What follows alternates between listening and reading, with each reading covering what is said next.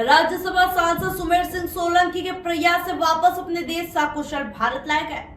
राज्यसभा सांसद कार्यालय से प्राप्त जानकारी अनुसार ओमान विदेश गए युवक के साथ जिसे धोखाधड़ी और झांसा देकर भेजा गया था मुंबई की एक संस्था के द्वारा, जहां पर प्रशिक्षण पश्चात ओमान विदेश में मोबाइल रिपेयरिंग दुकान का कार्य करने पर अधिक राशि दी जाएगी। निश्चित राशि से कम राशि देने पर वापस अपने देश आने के लिए जब मोबाइल शॉप की दुकान मालिक से चर्चा की तो मालिक ने युवक साहिल पर ओमान विदेश में मोबाइल चोरी झूठा का इल्जाम लगाकर ओमान में ही फंसाकर जेल में भेजने की कोशिश की गई, परंतु बड़वानी जिले के राज्यसभा सांसद सुमेर सिंह सोलंकी के द्वारा गृह मंत्रालय से संपर्क कर 3 माह के अथक प्रयास से वापस सकुशल भारत लाया गया। परिवारजनों ने फुल माला पहनाकर राज्यसभा सांसद सुमेर सिंह सोलंकी का आभार माना तथा साथ ही उन्होंने सांसद महोदय को भूरी भूरी प्रशंसा कर लंबी उम्र की कामना करते हुए उन्होंने दुआएं भी दी। क्या नाम है आपका? साहिल, निवासी सिलावत ना? नहीं, बड़वानी में। सर, अपने ग्राम जिले का जो एक साहिल नाम का व्यक्ति, ये जो ओमान में फंस गया था, किस तरह से मदद करी?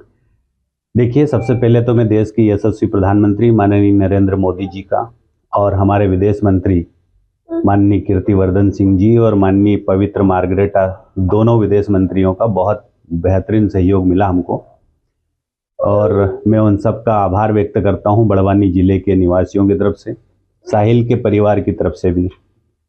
असल में क्या, साहिल ओमान में एक काम करने के लिए गया था, लेकिन गलत तरीके से ओमान में जो व्यक्ति ले गया था उसने इसको पूरी तरीके से वहाँ पर अपने कब्जे में ले लिया था और जब ये भारत आने की कोशिश कर रहा था तो इसके नाम से FIR दर्ज करा के इसको बंद कराने की कोशिश करी, लेकिन भारतीय दूतावास ने, भारत के विदेश मंत्रालय ने मेरे आग्रह पर पूरी मुस्तैदी के साथ साहिल को ओमान में जो FIR दर्ज हुई थी उसमें भी मदद करी है, उससे बरी कराया।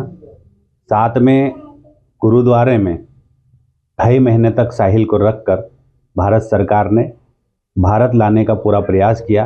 अंततः साहिल अपने परिवार के बीच लौट आया है। मुझे इस बात की खुशी है कि भारत सरकार की मदद से साहिल को अपने परिवार वालों से मिलने का अवसर मिला।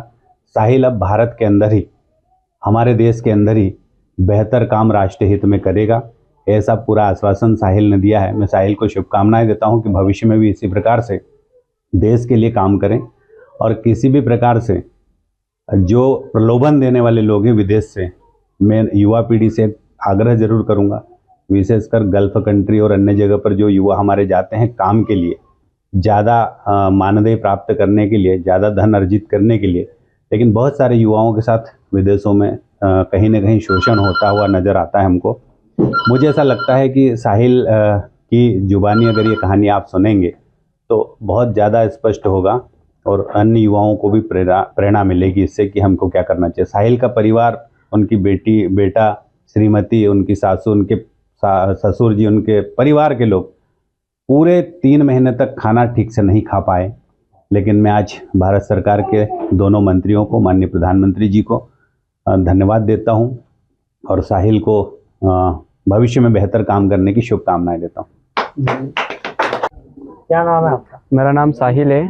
मैं मोबाइल रिपेयरिंग का काम करता हूँ। मैं ओमान में गया था मोबाइल रिपेयरिंग करने के लिए। मुझे ज़्यादा पैसे बोल के बुलाया था, बाकी दिए उतने नहीं उसने, तो मुझे आना था वापस। विजिट वीज़े पे गया था, वो ख़त्म हो गया था, फिर वो आने नहीं दे रहा था मुझे। फिर उसने आने नहीं दिया तो मैंने इंडिया में पहले सर के द्वारा कंप्लेंट करवाई थी, सुमेर सिंह सर है इनके द्वारा। फिर इनके द्वारा एम्बेसी में कंप्लेंट गई ओमान में, तो इनके सहयोग की वजह से ही मैं निकल पाया। फिर उसने मुझे चोरी का केस में फंसाया, फिर वकील वगैरह करके ज़मानत करवाई, वहाँ पर बेल वगैरह हुई, फिर अब निकल कर आया हूँ मैं ओमान से। कितना टाइम लगा? 3 महीने लगे पूरे। 3 महीने तक के एम्बेसी वालों ने गुरुद्वारे में रखवाया था मुझे। क्या कहूँगे राज्यसभा सांसद के जो प्रयास है? बहुत बढ़िया सहयोग रहा।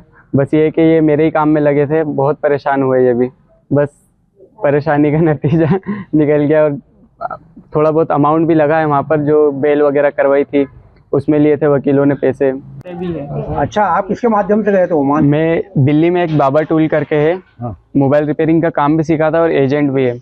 मैं इसके द्वारा गया था। उसने 1,70,000 रुपये सैलरी बताई थी, बाकी वहाँ मिली मुझे बस 70,000 रुपये। मैंने उसको बोला कि वापस आना है, तो फिर उसने बोला कि सेठ से बात कर लो। तो सेठ से बात करी तो वो आने नहीं दे रहा था। वो बोलता कोई बंदा आएगा तभी जाने दूंगा। मैंने बोला यार तो जितनी सैलरी मुझे बोल के बुलाया है वो सैलरी दो आप। तो उसने बोला सैलरी में इससे ज़्यादा नहीं दे पाऊंगा, 70,000 से ज़्यादा। वो बोलता बाबा टूल अरुण मल्होत्रा नाम है और पूरा फ्रॉड में फंसाया था उन्होंने। मेरे को वर्क वीज़ा बोल के मेरे से पैसे लिए थे 60,000 रुपये कि मैं वर्क वीज़ा दूंगा 1 साल का। बाकी फिर मुझे पहुंचाया था विजिट वीज़ा पे। फिर वहाँ जाके मैं फंस गया। और अभी जैसे उसने वीज़ा नहीं निकाला था तो ओवर स्टे का फाइन भी दे के आया हूँ मैं 1,10,000 रुपये एयरपोर्ट पे। तो ये सब बाबा टूली वाले की ही गलती थी। कभी उसके विरुद्ध कोई आपने एक्शन लिया बताओ? नहीं, अब लेना है सर। अभी तक के तो कुछ नहीं करा है, बाकी अब लेना है। हाँ, ताकि भविष्य में और कोई जो हाँ कोई जा ना सके उस। अच्छा, आने में क्या परेशान हो गया? पासपोर्ट वगैरह भी जब्त कर लिया था? हाँ, पासपोर्ट मेरा ले लिया था उसने। मेरा वीज़ा ख़त्म होने से पहले, जो विजिट वीज़ा था वो ख़त्म होने के पहले मेरा पासपोर्ट ले लिया था। उसके कारण मैं थोड़ा और उलझ गया था। तो फिर एक बंदा और काम कर रहा था वहाँ पर, मुंबई का ही था वो। तो उसके पास पासपोर्ट था क्योंकि उसका वीज़ा ख़त्म नहीं हुआ था। उसने 1 ही महीना काम करा था। तो मैंने उसको बोला तू भी निकल जा, नहीं तो तेरे साथ भी ऐसे ही करेगा। मेरी पूरी कहानी बता दी थी मैंने उसको। तुम्हारे विरुद्ध कोई रिपोर्ट भी दर्ज करवा दी? हाँ, चोरी का केस में लगाया था उसने कि मेरी दुकान से 8 फ़ोन चुरा कर लेकर गया। ये 1 लाख रुपए की चोरी का इल्जाम। 3500 रियाल मांग रहा था कि तुमको मेरी कंट्री से बाहर होना हो तो 7.5 लाख रुपए दो, 3500 रियाल और जा सकते हो तुम। ये कहीं ना कहीं कोई नेटवर्क ही चल रहा काम कर रहा है। यस यस, फ्रॉड का नेटवर्क ये है। पहले भी 3-4 लड़कों के साथ हो चुका है ये वारदात। JTV न्यूज से जुड़े रहने के लिए हमारी खबरों को लाइक और शेयर करें, हमारे चैनल को सब्सक्राइब करें और अपडेट रहे हर छोटी बड़ी खबरों से।